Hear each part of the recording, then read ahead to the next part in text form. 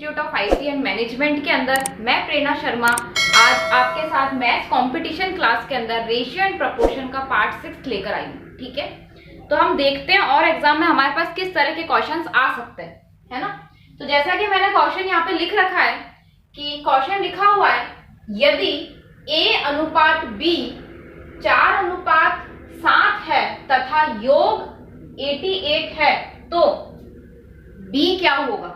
ठीक है, तो देखो ये बहुत ही सिंपल क्वेश्चन है। इस तरीके के क्वेश्चंस हम पहले से ही कर चुके हैं, है ना। इसमें क्या करना होता है, हमें जो दे रखा होता है, ठीक है, हमें जो दे रखा होता है हम वो लिख लेते हैं।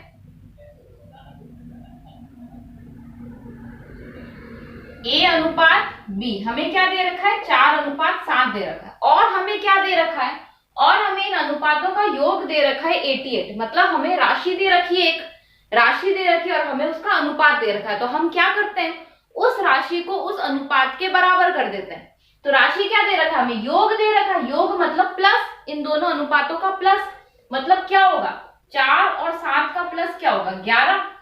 11 किसके बराबर होगा, 88 के, 88 के बराबर होगा। तो a बराबर क्या हो जाएगा, 8 हो जाएगा, 8 हो जाएगा। अब हमें क्या निकालना है, इसके अंदर b निकालना है। तो b निकालना है मतलब 7 गुणा 8 निकालना है, मतलब क्या आ जाएगा, इसका आंसर 56 आ जाएगा। ठीक है, और हम दूसरा तरीका इसका देख ही चुके थे कि इसको आपको कैसे करना होता है। ठीक है, दूसरा तरीका एग्जाम में आपको कैसे करना होता है, जो हमारी ट्रिक होती थी, ठीक है, उससे कैसे करना होता था कि आपको जो निकालना है, जो आपको निकालना है उसके बराबर में जो आपको दे रखा है, जितनी राशि आपको दे रखी है वो लिखनी होती है। उतनी ही राशि का जो अनुपात है, अब ये क्या दे रखा है, हमको योग दे रखा है, अनुपात क्या होगा इसका, तो अनुपात तो हमें ये दे रखा है, इन दोनों का योग करना पड़ेगा, मतलब इसके नीचे इसका अनुपात लिखते हैं। और हमें जो निकालना है उसका अनुपात, हमें b निकालना है तो b का अनुपात लिख देंगे। तो इससे भी हमारा क्या आंसर आ जाएगा, यहाँ पे 56 आंसर आ जाएगा। ठीक है, नेक्स्ट क्वेश्चन देखते हैं हम। नेक्स्ट देखिए, हमको क्या दिया हुआ है, दो संख्या का अनुपात हमें दे रखा है 4:5।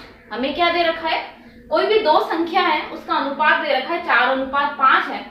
यदि प्रत्येक संख्या में 5 जोड़ दें तो अनुपात 9:11 हो जाता है। ठीक है, तो हमें इसकी छोटी संख्या ज्ञात करें। तो हम इसको क्या करेंगे, पहली संख्या दे रखी है हमें, दूसरी संख्या मतलब कोई दो संख्या है उनका अनुपात दे रखा है, हमें दे रखा है 4:5। हमें क्या दे रखा है, इसके ना अनुपात 4:5 दे रखा है। अब बोले अगर प्रत्येक संख्या में इसमें क्या हो जाए, इसमें भी 5 जुड़ जाए और इसके अंदर भी 5 जुड़ जाए तो क्या हो जाएगा, ये अनुपात 9:11 हो जाएगा। देखो ये लिख रखा है कि प्रत्येक संख्या में हम क्या कर दे, 5 जोड़ दे तो ये अनुपात क्या हो जाएगा, 9:11 हो जाएगा। तो हमें निकालना है सबसे छोटी संख्या निकालनी। ठीक है, तो सबसे पहले तो हम देखेंगे इसका बेसिक कॉन्सेप्ट क्या होता है, फिर इसके ट्रिक पे जाएंगे कि इसकी ट्रिक कैसे काम करती है। तो जो बेसिक कॉन्सेप्ट वो ये होता है कि पहले जो अनुपात दे रखा था, ठीक है, पहले जो अनुपात दे रखा था अगर हम उसके अंदर 5 जोड़ देते हैं, पहले जो अनुपात दे रखा था अगर हम उसके अंदर 5 जोड़ देते हैं तो हमारा नया अनुपात आ जाता है। हमारा क्या आ जाता है, यहाँ पे नया अनुपात आ जाता है। ठीक है, मतलब पहली संख्या का अनुपात क्या दे रखा है, 4 के अंदर हमको फिक्स तो संख्या पता नहीं है क्या है, हम 4 अनुपात लेके चल रहे हैं। 4 अनुपात के अंदर अगर हमने 5 जोड़ दिया तो हमारा नया अनुपात क्या आ जाएगा, 9 आ जाएगा। अनुपातों में दे रखा, अनुपात मतलब बटे भी होता है। दूसरा क्या दे रखा है, 5 अनुपात के अंदर हम 5 जोड़ देते हैं तो हमारा जो नया अनुपात हो जाता है वो 11 हो जाता है। ठीक है, तो अगर इस तरीके का आपको कोई समीकरण दिया होता है तो उसे हल कैसे करते हैं, इस संख्या को इस पूरी संख्या से गुणा करते हैं और इस संख्या को इस पूरी संख्या से गुणा करते हैं। इस तरीके से वज्र गुणनफल करते हैं। तो वज्र गुणनफल करने से यहाँ पे हमारे पास क्या आ जाएगा, ये इससे गुणा होगा तो 4 का गुणा 11 से होगा तो 44 आ जाएगा, 5 का गुणा 11 से हो जाएगा तो 55 आ जाएगा। ये चीज इधर बराबर में चली जाती है, बराबर में चली जाएगी तो 9 का गुणा 5 से होगा तो 45 हो जाएगा, और इसी तरीके से 9 का गुणा 5 से होगा तो 45 हो जाएगा। ठीक है, तो हमको भी पता है कि यहाँ पे एक ही संख्या है, a, यहाँ पे एक ही संख्या है, यहाँ पे कोई a नहीं है, यहाँ पे कोई a नहीं है। ठीक है, तो जो एक जैसी संख्याएं होती है उन्हें आपस में हम पास पास ले आते हैं, ये यहाँ जाएगा तो माइनस में हो जाएगा, इसी तरीके से ये यहाँ आएगा तो जो इसका साइन है वो बदलता है, वो यहाँ माइनस में हो जाएगा। तो हमारे पास क्या आ जाएगा, 10 बराबर a। तो हमारा a कितना निकल गया 10। अब हमें क्या पूछा है इसके अंदर, हमें पूछा है कि छोटी संख्या निकालो।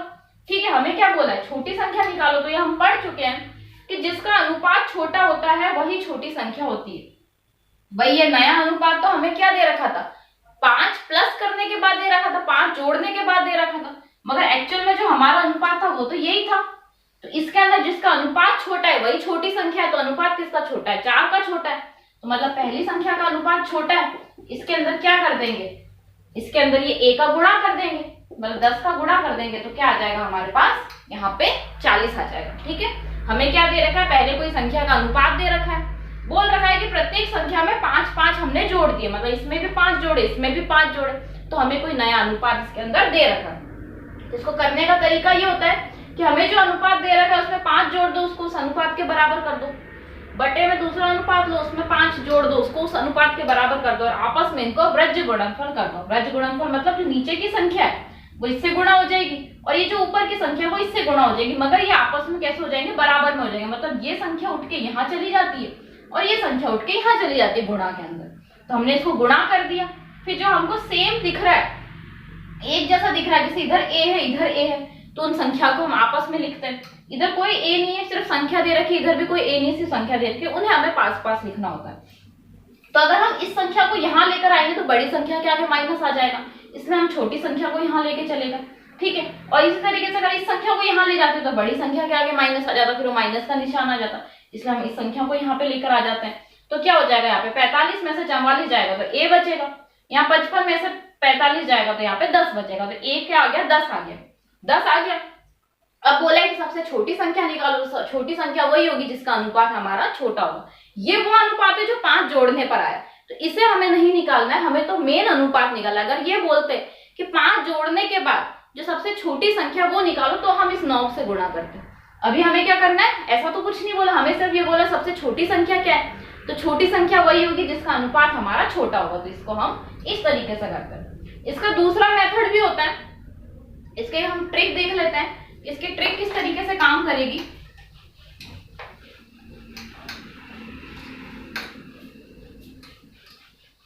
क्योंकि एग्जाम में हम इसे करेंगे तो हमारा टाइम जाएगा।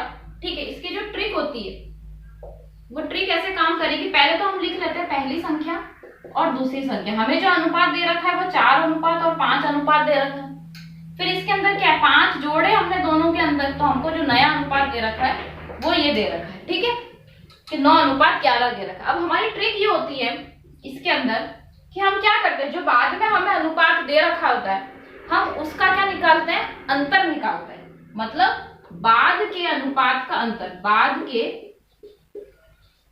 अनुपात का अंतर, बाद के अनुपात का हम क्या निकालते हैं, इसके अंतर निकालते हैं। और फिर क्या करते हैं, इसे आपस में क्रॉस गुणा करते हैं। मतलब ये 5 इससे गुणा होगा और ये 4 इससे गुणा होगा, तो मतलब क्या होता है, क्रॉस गुणनफल का, क्रॉस गुणनफल करते हैं और फिर उसका अंतर निकालते हैं, और फिर उसका अंतर निकालते हैं। और इसके साथ ही इसे किससे गुणा करते हैं, जितना हमें अंतराल दे रखा होता है। मतलब इसमें 5 जोड़ो दे रखा है, 5 वर्ष बाद दे रखा है। ऐसा भी हो सकता है ये वाला सवाल कि 2 जने उनकी आयु का अनुपात इतना है और 5 वर्ष बाद उनकी आयु का अनुपात इतना हो जाता है, तो सबसे छोटे वाले की आयु निकालो। ठीक है, इस तरीके से हो सकता है। तो मतलब ये क्या है, ये हमें अंतराल दे रखा है, 5 जोड़ो बोला है, 5 घटाओ बोला है, 5 वर्ष बाद बोला है, 5 वर्ष पहले बोला है, ये हमें अंतराल दे रखा है। तो यहाँ पे हम क्या करते हैं, इसके अंतराल से गुणा करते हैं। ठीक है, तो देखो ये ट्रिक कैसे काम करेगी। बाद के अनुपात का अंतर दे रखा है, तो बाद का अनुपात क्या, 9 अनुपात 11 किसी काम के होने के बाद, 5 जुड़ने के बाद। ठीक है, तो 9 अनुपात 11 है, तो इसका अंतर क्या है हमारा, 2।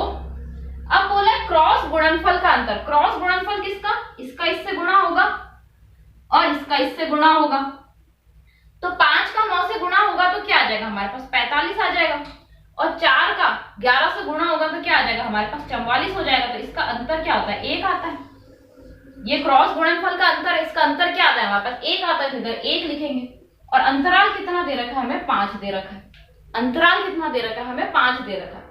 इसके साथ ही हम यहाँ पे क्या करते हैं, यहाँ पे हमें जो निकालना है, हमें जो निकालना है उस संख्या से भी हम इधर गुणा कर देते हैं। तो हमें क्या निकालना है, सबसे छोटी संख्या निकालनी है, तो जिसका अनुपात छोटा है वही छोटी संख्या है, ठीक है। क्योंकि इससे तो क्या आ जाएगा, वो a की वैल्यू आ जाती है, इससे क्या आ जाएगा हमारे पास उस a की वैल्यू आ जाती है जो a की वैल्यू हमने पहले निकाली थी। तो इससे क्या आ जाएगा 2 गुणा 5 10 गुणा 4 मतलब 40। तो छोटी संख्या क्या आ जाएगी हमारे पास 40। यहाँ पे हम ये भी लिख सकते हैं अंतराल गुणा जो निकालना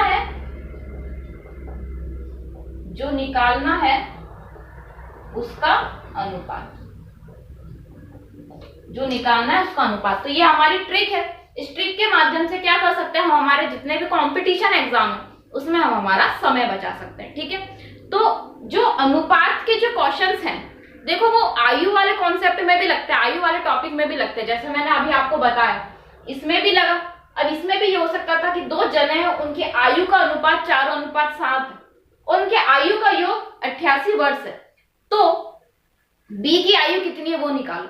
तो इसके जो रेशियो है, रेशियो एंड प्रोपोर्शन, ये एक ऐसा टॉपिक है जो सभी टॉपिक्स में आता है, ठीक है। तो हमारा यहाँ पे अनुपात और समानुपात का टॉपिक खत्म होता है। अब हम इसके अलावा जो भी टॉपिक देखेंगे उसमें भी किस किस तरीके के अनुपात के क्वेश्चंस आते हैं वो भी हम देखेंगे, मगर हम उस पर्टिकुलर टॉपिक के साथ ही देखेंगे, ठीक है। क्योंकि हर टॉपिक के अंदर हमारा अनुपात और समानुपात और एक परसेंटेज वाला, ये 2 टॉपिक तो हमारे सारे टॉपिक के अंदर आते हैं, ठीक है। तो हमारा आज यहाँ पे अनुपात और समानुपात का टॉपिक खत्म होता है। अब नेक्स्ट क्लास में हम देखेंगे कि और किस तरीके के और हमारे टॉपिक है जो हमारे एग्जाम के अंदर आ सकते हैं, ठीक है। तो आज की क्लास के लिए थैंक यू वेरी मच।